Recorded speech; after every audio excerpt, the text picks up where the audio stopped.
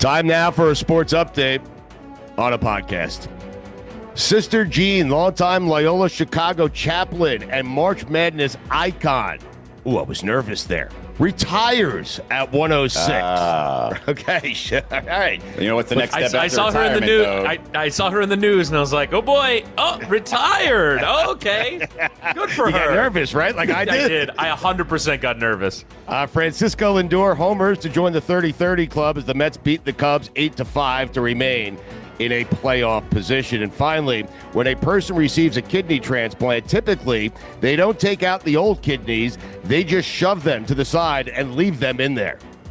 That is unbelievable, just how good Lindor is down the stretch, both last year and this year for the Mets. He was great in the postseason, and he is carrying the Mets to the postseason this year. Incredible. But is the 30-30 club still a fun club? Like, to me, the 30-30 club is the difference between going out in South Beach and going out in Fort Lauderdale. Like, when you go to the club in Fort Lauderdale, it feels like a 30-30 club. They just let anybody in that joint. Right. You go down to South Beach. 50-50. Yeah. Yeah, it's a 50-50 proposition you even get in, but it's definitely the 50-50 club. Far be it for me to know anything about baseball, but I do think that stolen bases have gone down considerably in the sabermetrics era, and so maybe it is impressive to have 30 stolen bases now, because there aren't too many people that do it, I think. Again, I know nothing about baseball. And you mentioned the Mets. The only way that I know about the Mets is I work in Stamford, Connecticut. Every third person that comes into our office comes in complaining about the Mets. That's my only relationship to them, is hearing people complain about them. So Soto and Lindor actually became just the third set of teammates to go 30 for 30-30 in the same season. Howard Johnson and Darryl Strawberry did it in 1987 for the Mets. Mojo. Yeah. And then Dante Bichette and Ellis Burks did it for the Rockies in 1996. Also, Sister Jean, if Loyola Chicago makes it to the tournament, this is a Tom Brady retirement. Like, she's coming back if they make the tournament. By the way, if Darryl Strawberry is at the 30-30 club, it's a fun club. Yes. I take that back. Yeah, you're on South Beach. Yeah. Well, and also, there are only 17 players this baseball season that have accomplished 30 stolen bases. So this is an exclusive club. Oh, look at him already looking up stats right away. So they just shove the old kidneys to the side? I mean, that's startling. It would have been more startling if I hadn't learned that somebody in my extended family group, 2 uteruses. Wow. What? Wow. And how is that possible? Just had a baby out of just one of them. I don't understand how that works. Whoa. But I want Chris Wittyngham to explain. He seems to be the expert. Oh, no, that was just C-sections. I'm sorry. That's what we call a callback. Actually, my girlfriend is an OBGYN, and she tells me mostly about taking uteruses out. I've never heard of 2 uteruses. That's going to be my first question. Me neither. I didn't have any follow-up. Couple of uteruses cutting it up. Do you call them uteri?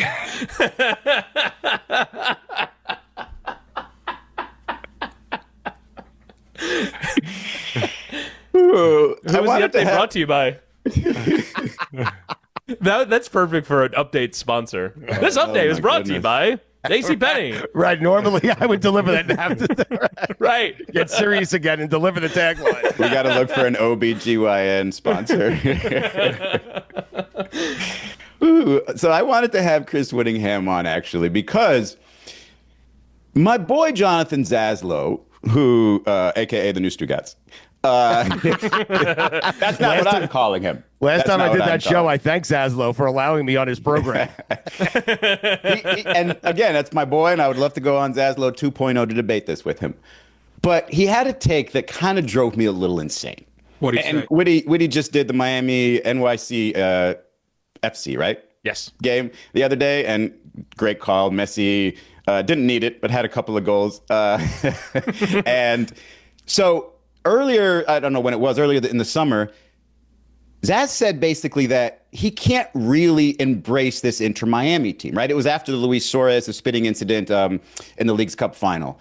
And it was like, this team is not very likable. And that shit drove me up a wall. Because if it's your local team, dude, I don't care what they're like. You support them, and if they're assholes, they're our assholes. Like, the Detroit Pistons of the late 80s and 90s were complete dickheads. They were the bad boys of the NBA. Anybody outside of Detroit could have looked at that team and said, bad group of guys. Don't want to cheer for that group. Nobody in Detroit saying that shit. And maybe, retroactively, there might be a couple that said, I didn't like them. Horseshit. Like, they love the Detroit Bad Boys. And the Inter Miami team has Leo bleeping Messi on the team. Like, that is the GOAT who is still playing at GOAT level. I don't care if they're assholes. They should be assholes. It's the same thing as if he would have said, or somebody would have said, when LeBron got to Miami, don't like that group. Not very likable. Look at them mocking Dirk Nowitzki for having a cold. What a bunch of jerks. Not cheering for them. It's complete nonsense. I've been watching Inter only since Leo got there. And yes, he's my neighbor, so I have a little bit of extra adoration for him. But I love this team. And I used to hate Luis Suarez. I don't like when people bite other competitors. Of course not. But he's on my team now. And I look for the things about him that I do enjoy. And that just drives me crazy. And I don't know if it says something about the makeup of the team. I'm not calling Zaz a racist or anything. But if you are almost entirely Hispanic / Argentinian as a team, maybe the white people don't love him as much. But it just drives me up a wall that the core of fandom is, hey, that's my local team. Those are my people. I'm going to find what's good about them, especially if I have the greatest player ever to do it wearing my uniform. Yeah, I appreciate that. Maybe I'm not the right person to bring on, considering I abandoned the Florida Panthers prior to them winning You can tell me Stanley I'm wrong. Cups. I love being wrong. We've established this on this podcast. I enjoy being He's a wrong, Knicks fan but now. I had to get it out. No, I'm a Rangers fan now. Let's be very clear about that. Not a Knicks You'll fan. be a I'm Knicks Rangers fan soon, I promise. No, maybe. Yeah, we'll see if maybe one night at the Garden. I'm one night at the Garden away from becoming But a even Knicks that's fan. different. You embraced them first, and then they made a move you didn't like, and you said, F those guys. This was the introduction. Hey, Leo Messi's at your doorstep. Yeah. His friends behind him, Sergio Busquets, by the way, my favorite soccer player of all time now. Jordi Alba, Luis Suarez, all behind him. It's like, hey, can we get a hug? And you're like, no, you're mean. Get the hell out of here. Right, and they also represent, and it's interesting, obviously, because Zaslow is such a big Heat fan. They do represent a lot of what those 2010 to 2014 era Miami Heat teams were, which is sort of reviled around the rest of the league because everyone thinks that they get the preferential treatment, and they don't like how it all came together, and they have sort of taken the league by storm and command all the attention in the league. They're not currently the best team. They might end up being the best team come the end of the season, but they represent so much of that traveling roadshow everywhere they go.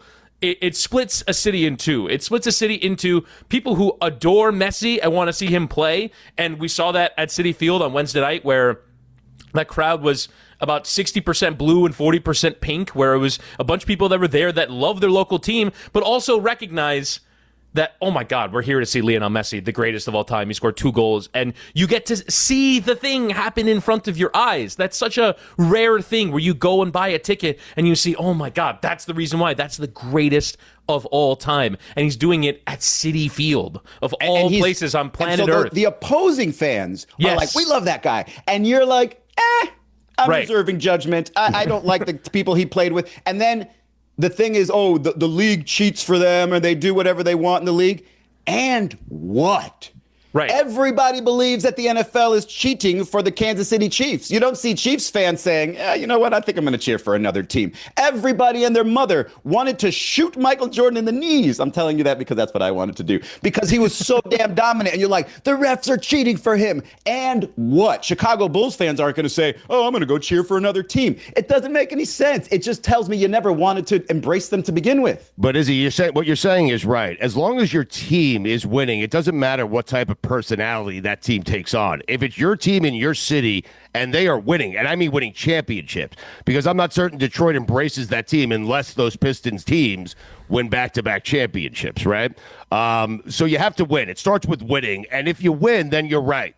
The surrounding fan base should support you at all costs. And that's actually that's an interesting counterpoint, because I do think that the negative reaction to Inter Miami came after they fairly dramatically and comprehensively lost the final. So it was the way in which they didn't win, sort of in disgrace, where then all of a sudden they start a fight for no reason, and there's a spitting towards another member of staff for the other team, and I thought that they really embarrassed themselves on the day. Sure, but they won first. They won a Leagues Cup first, so it's not like but they lost on the day, so they were losing in disgrace, I think, and I think that's one of the ways in which it didn't look great. I think the other thing too is that in the overall, yes, they won Leagues Cup in 2023, they won Supporter Shield last year, but I actually thought that most people assumed that it would have been even more dominant, that they would have won the league last year, they would have made the playoffs that first year, that maybe they haven't won enough. Right. Detroit fans were still Detroit fans when they were trying to climb to the top, right? They didn't just jump in when they got there and be like, yeah, I'm a Detroit fan. Right. So when you've got Leo comes in, they struggle early, obviously, because he came in midway through the season, didn't make the postseason. Next year, they do things that you like. They won a trophy. Following year after that, won another trophy. Yes. The only team that I can think of where it's like they were really good for a good amount of time, but the fans are like, I don't know if I can embrace this team. Portland Trail, the Jailblazers, right? That team was just like, okay, but they also didn't win enough. They didn't win the title. No, that's what I'm saying, Izzy. It's so the Pistons, they're easy to embrace in Detroit because they ended up winning. Had they never won a championship, eventually you would have started hearing Pistons fans saying, like, hey, enough with the intimidation, enough with the stuff, with the antics, with all that stuff. I don't like how these guys play. If they did it this way, they would win a championship. They would have eventually questioned the approach, but I don't think they'd lose their fandom. Right. These are things that are happening on the court. The Jailblazer situation was stuff off the court. I don't want to support these people if they're, have guns everywhere, if there's domestic abuse, and I don't even remember what the incidents were. But I don't want to support. But in terms of how you play, okay, that's a discussion point as a fan. We want to change. When he did this with the Panthers, right? Oh, I don't like this new version. I wanted to score 10 goals a game. That was the way I wanted to be a fan. That's fair. Yeah. But this never embracing them from the beginning because they're mean or they like, I get the Suarez thing, whatever. Because there's been some bending of salary cap rules. Since when do sports fans? I get it. Like if you're if you're an executive at FC Cincinnati, you care about the bending of the rules for Inter Miami. But as a sports fan, who really got into sports fandom to protect the sanctity of salary cap rules? No one did that. No one did that. Exactly how he said it. Just put it on the story. I don't see fans talking about it. Right.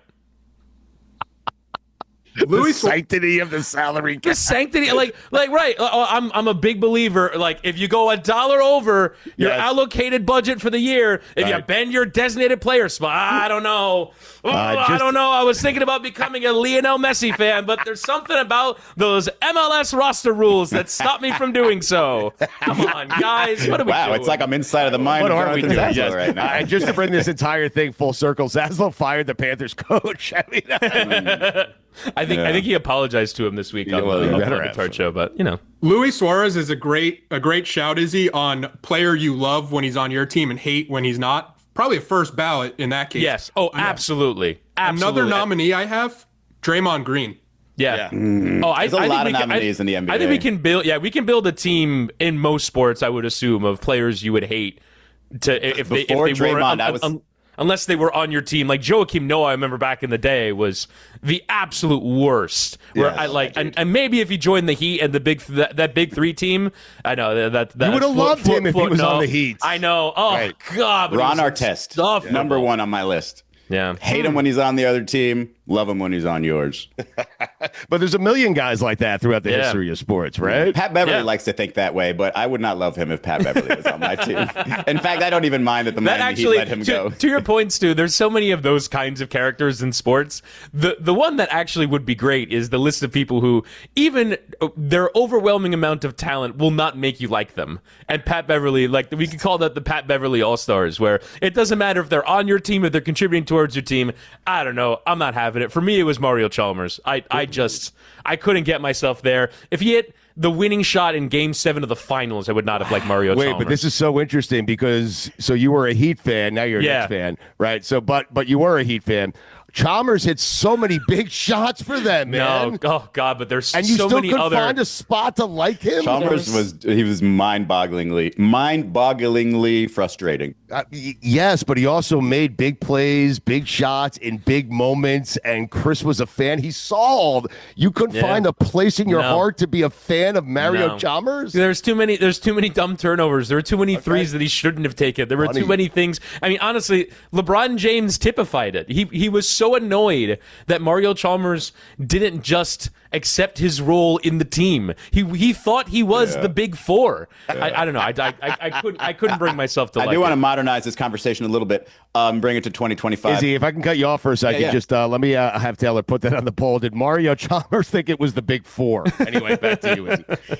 Fast forwarding 10 years, because the player right now that I would say is on my team and I can't stand cheering for him and I won't do it, Tua. He's crossed that threshold for me. And this exchange that he had with Cam Newton, not really an exchange, he just responded to some stuff Cam Newton said, it's further frustrating. Makes me want to just not want to watch the Dolphins anymore. Witty, did you see this? Yeah, where he basically kind of, what have you ever done to Cam Newton, which is an insane person to do that to. So for context, for people who don't know what we're talking about, Cam Newton, I believe he was on First Take, and he said Tua's making more than Patrick Mahomes, Justin Herbert, Lamar Jackson, Jalen Hurts, Baker Mayfield, Matt Stafford, Jaden Daniels. Am I pocket watching? No, I'm putting things into perspective here. In this case, it should be more money, more expectations. Tua responded, well, anybody could play quarterback in this league then. I want to see anybody on the streets come and play quarterback. Cam is doing his thing for sure, but I think it's easier to be able to hold a clicker and talk about it that way, or talk about what someone else is doing wrong when you're not going out and having to do the same thing as them. Cam Newton, that 2015 season was one of the best quarterback seasons I think we've ever seen. I mean, it's wild because, first of all, I don't care who it is. It's Cam Newton, whatever.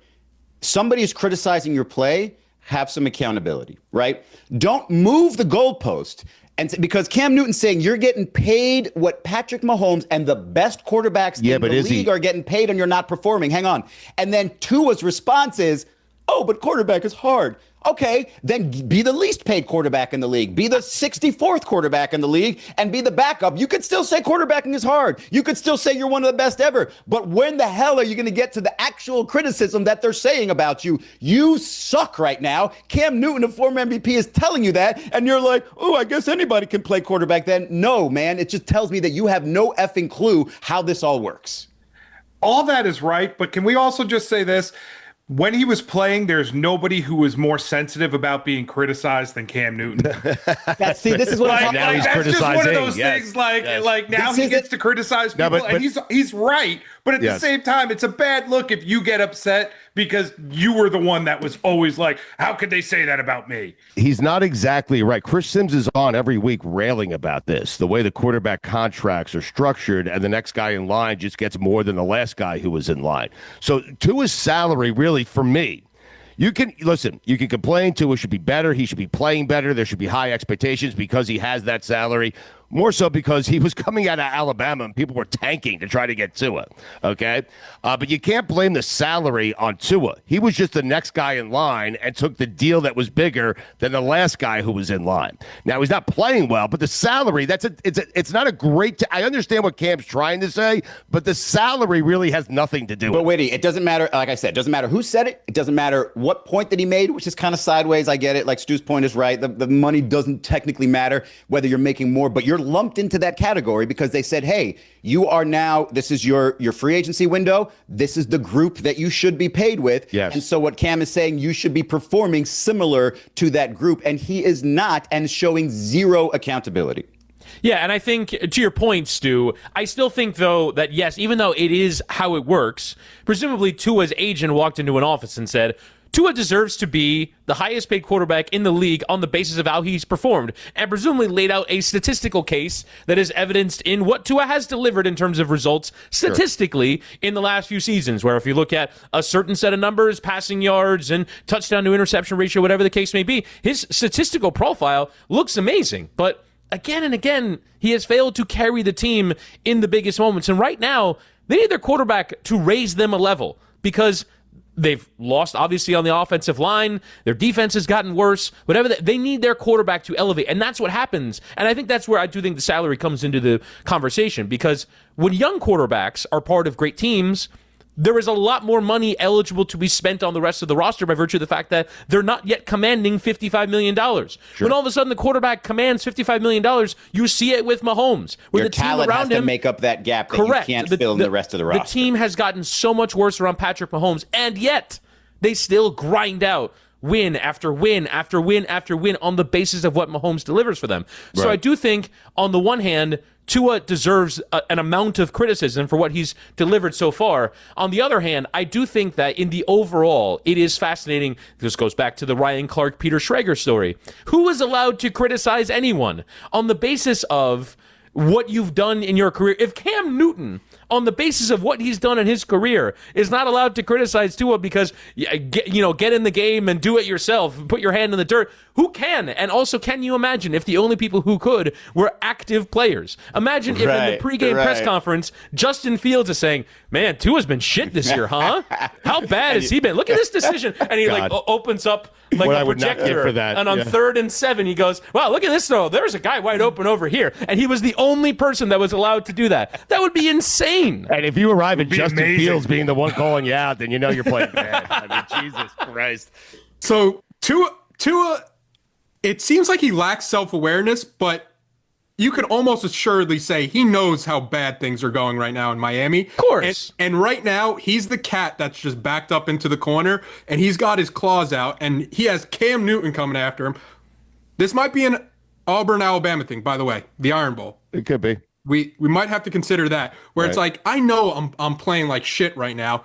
The last thing I need is some Auburn quarterback to be coming at me and reminding me how bad I am and how much I'm making. But don't you think Tua is aware of just how bad he's playing? Like, he's underperforming his contract. And you're aware. Guys, Raheem Mostert's on here every single week, and he's telling you just how much Tua cares about this sport and cares about his teammates and wants to be good and is frustrated that he's not playing well. You can't care about the sport. Right. And then dismiss an MVP for criticizing you. Okay, like, that's fair. As a quarterback who wants to say all the right things, even if you disagree, you would say, out of all respect, I don't agree with Cam Newton. Maybe I could look at the tape, see what he's saying. I could do something. But you can't just summarily dismiss him with the argument that quarterbacking is hard. He knows. He knows. It's the barrier of entry. Like, another quarterback, yeah, I know it's tough. I made it, okay? Now I'm criticizing you. You are not doing very well. Accept it. Accept it and stop fighting back on the criticism. But that's how, he has seemed to operate.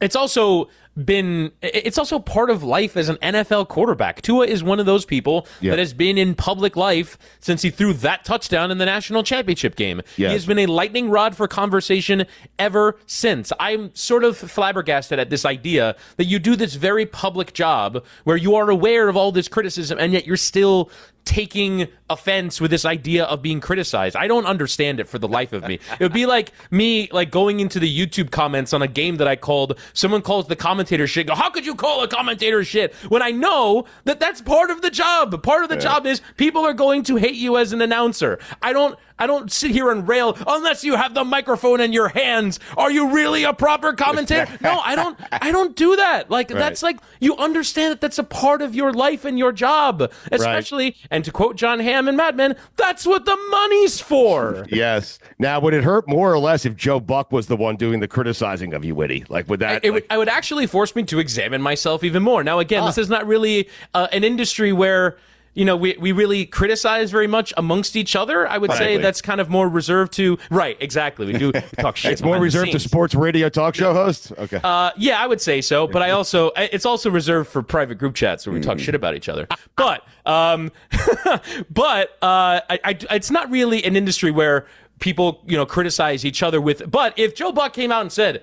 Man, this I was watching that Messi game. He really screwed that call up, and he gave his reasons. So I'd be like, damn, I'm gonna have to look in the mirror and figure out what I was doing wrong. Like, it would force me into self-examination. Maybe I'd get defensive. I don't have a counterfactual for that, but I would hope that I would listen to it and go, oh man, I should have done better there. For the record, Joe Buck's the nicest man on the planet. He would never do that. Okay. Right. And usually, the only thing that happens is sort of public praise of other broadcasters, like what Bob Costas did for Noah Eagle this week, which is very nice. But that's generally what happens in this field. Yes. Witty, we had Mike Greenberg on yesterday, and he did a Mount Rushmore of every sports franchise. Do you think a broadcaster could be on a team's Mount Rushmore? Wait, real quick, just so you're clear, Witty. He didn't do every sports franchise's Mount Rushmore on our show. He wrote a book that has all the because that we only did half of them on our show. That's it's called Got Your Legends. And just to point out, he does have broadcasters on certain teams Mount Rushmore. So he has like Johnny Most, I believe, and maybe Chick Hearn. There are some Bob Uecker. Was that one. Yeah. Bob Uecker was on the Bob Brewers. Uecker And makes Vince sense. Scully. Yeah, Vince Scully, of course. I don't know, Jim. I think that's one. That's one for me where I think on the for the Dodgers, Vin all time. I think he's a baseball broadcasting Mount Rushmore. But the Dodgers are a team with such a storied history that I do think it should be reserved to just players. I think you have to be an exceptional, extraordinary broadcaster on, frankly, a team with not a lot of history to make the Mount Bob Rushmore. Uecker. Right, exactly. Enough. Like you're not taking Bob Uecker off for Ryan Braun. Like you're like Uecker makes the Brewers. Yeah, Mount I Rushmore. would put Vince Scully on a Major League Baseball Mount Rushmore before I put him on a specific LA Dodgers Mount Rushmore. Does that make sense?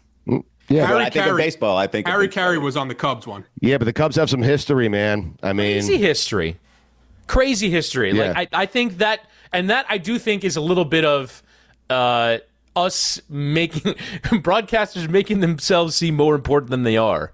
And I appreciate that broadcasters, like especially with baseball, you're spending 3 hours a day, 162 days a year with your broadcaster. If you think about it, you very rarely spend 480 hours with anyone in your life. So I get it. It's an important part of the experience. But I don't think, unless you are an exceptional broadcaster with a team that does not have a history of winning or great players, like I just don't. I think the players come first and foremost. Agreed. Yeah, but if you think of the Cubs, I think of Harry Carey long before I think of more than maybe 2 or 3 names. Why, you think Ernie Banks? You think Ryan Sandberg? And then you're getting to Harry Carey? Rhino. Yeah, probably. Really? Maybe Sammy Sosa. Maybe because. But yeah, you think of Harry Carey. He's the voice, and he transcends multiple generations as opposed to just. I think of Bartman before I think of other players. Well, there you go. But if his for the Mount wrong reasons. Yes. we have to check what the Mount Rushmore was, because it might be Ernie Banks, Ryan Sandberg, Sammy Sosa, Harry Carey. I think it was. I can't think of a fourth. Right. Andre Dawson. Kerry Wood. Mark Pryor. Pryor. Now we're just getting into guys naming dudes, which I'm more than happy to participate awesome. in this game. I'll name That's fucking the best Cubs game. all day with you if The you best want. game. I mean, Derek It's got to Lee. be a Mount for the Cubs. It's got to be a Mount Gregmore, and you just have to have Bartman sitting there with his headphones on, just looking out. Mark Well, Grace. by the way, we didn't mention. Did we mention any Cub that actually won the World Series? Right? I No, don't they, think they so. never Like- did. That's the point. Like Joe, Chris Bryant, Rizzo. Joe, I mean, I know he's not your favorite, but Joe Madden oh, no. for having won the Cubs a World Series, He didn't for having win the Cubs won the anything. Cubs a World He Series, almost he doesn't prevented the get that Cubs from winning distinction. a World. He came closer to preventing them from winning the World He Series gave them than the actually winning speech it. during the rain delay. Too far. The speech is why they won. Oh, yeah, the speech. Sure it And the is. glasses. Yeah. So I have Bartman on. Smart. I have Bartman on the OLI for the Cubs Mount Rushmore. But Oh, God. I want your Cubs Mount Rushmore, okay? But at the end of this segment, I want your Cubs Mount Rushmore. We should all do a Cubs Mount Rushmore at the same time. But if a fan was to ever get in the Mount Rushmore, I think the one with the best argument, and if we're being honest, I hate him. Fireman Ed. Yeah, I would say that Bartman should probably be in the Marlins Mount Rushmore. Wow. Can That's we a do great point. just a Mount Great Rushmore point. of fans in general? Like the 4 greatest fans of all time? That would be a good one. Fireman Ed. He's in it. I hate Fireman Ed. He's Walter just successfully Katz. Let me branded tell you, himself. Walter Katz is on that. He is on my Mount Rushmore. Look, listen. There was who's a the guy, time Izzy, when that no one sits- was going to Sunrise for Panther games except for Walter Katz. That's it. He was the only guy there. Jack Nicholson, Spike Lee. Yeah. Yeah, who's the Marlins guy man? that's always courtside at the NBA games with the crazy fits? Oh. What's his name? that old guy? Jimmy Goldstein? Jimmy Goldstein. I He's have his number. definitely a Mount Rushmore fan for me. I walked past him. You have his number? I do. Call him right now. I'm not calling Jimmy. Why not? What, you suddenly discovered shame? He's on the West Coast. I walked past him during a Heat-Knicks playoff game, and it was a jump scare. I was scared when I saw him. Yeah, He does kind of look like a ghost. Wasn't there? We had like a 3-week run where we were having Jimmy Goldstein on our show all the time. Do you remember that, Wittyngham? Vaguely. This probably would have been during the Big Three era, right? Everything happened during the Big Three era. It was all like we were doing this whole thing to get Jimmy on, make him a friend of the show, so Jimmy could call his more famous friends and get them to come on the Jimmy Goldstein segment. That's what it was. Yes. That does sound like a guest booking Ponzi scheme that you would engineer. I'm the greatest of all time. There used to be a guy, I don't know if he was a Washington Bullets fan. He had like a white dude with a big curly afro, and he like used to have signs and do some crazy shit on the sidelines. This is back when the NBA was security wasn't great. And that to me, I thought he would be like the fan that I remember for the rest of my life. And then I don't know what happened. You don't remember his name. So no, clearly not a Mount Rushmore fan. Right? There's a dude in Indiana now that holds up a bunch of signs. And I'm like, wait a second, is that the dude I was thinking of this whole time? But no, it's totally different. Mm-hmm. Mount Rushmore of fans. Well, who would your Mount Rushmore? The thing is that if you're famous enough to be a famous fan, you're pretty annoying. You are. Right? Yes. Like everyone hates annoying. Fireman Ed. Yeah. Marlon's Man, I think, is a pretty low approval rating, I would guess. Yeah. Like if you're at the stage guy. where people just know you for being the fan that leads the chants, or the fan that's bothering everyone else into standing up and does the "Come on!" Taylor, does Spike Lee count as a does fan? that thing? No one likes that guy. Spike Lee would have to be on that on that Mount Rushmore if he's a fan. Yeah. But I think it's almost a separate category. Celebrity fans. Celebrity fans. Jack Nicholson. The hate for Fireman Ed, let me clarify. He quit on the Jets. People forget that. Listen, you can make the argument that the Jets quit on him a long time ago. Right, yeah, I was going to say, first off, we all have quit on the Jets, and we've all been brought back. That's that's part of the experience. That just tells me he's part of it. Yeah, you go through that river of shit and crawl out on the other side. I mean, makes him more authentic, man. I think, having quit. It gives him stronger, fan bona fides having quit as fan of the Jets. Witty, we were talking earlier about a couple of people, both Dan Patrick and Tony Gonzalez, stealing Stugotz's take of Russell Wilson playing his way out of the Hall of Fame. I'm just wondering what would be more jarring, hearing your take being stolen by Tony Gonzalez, which Stugotz didn't. He didn't watch the game, at least not halftime. He didn't get there. No, but you guys played it back for me, and I'm upset with Tony Gonzalez. Witty, I was telling him real quickly. Wait. Would that have been more jarring, or would it have been more jarring if Tony Gonzalez says, I was listening to Stugotz and company, and he said this great take about Russell Wilson, which I'm going to steal here. I also, to me, what this makes me think of more is, should there be a ledger somewhere of sports takes? Yes. Where we know the first person that has said everything. Yes. Because otherwise, I mean, how can you come up with an original the Bible opinion? of sports takes. Right, exactly. The original, Stugotz, 9:15. Right, exactly. So the first time that you say that, maybe Stugotz, some podcaster in Seattle, said that before you did, but you hadn't heard them. No one did? I said it back in 22. Those guys just said it like last night. So this is a dangerous game you're playing, Stugotz. This is for you especially. I mean, do you? Right. I mean, for I don't want people snooping around. For every one or two that maybe you got right, how many did you? Listen, I acknowledge that, Witty. The reason I was not upset with Dan Patrick is I have acknowledged that there probably was a time where I was driving in or driving around, and I heard something that Dan said, or Pap said, or Seaton, or one of the Danettes said, and I probably brought it on to our show. So I understand. I'm not upset with Dan Patrick.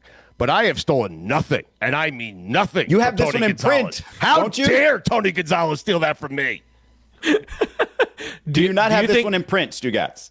I don't know. No. Do you think that there's a chance, Stu, that maybe you stole this Russell Wilson take from someone else?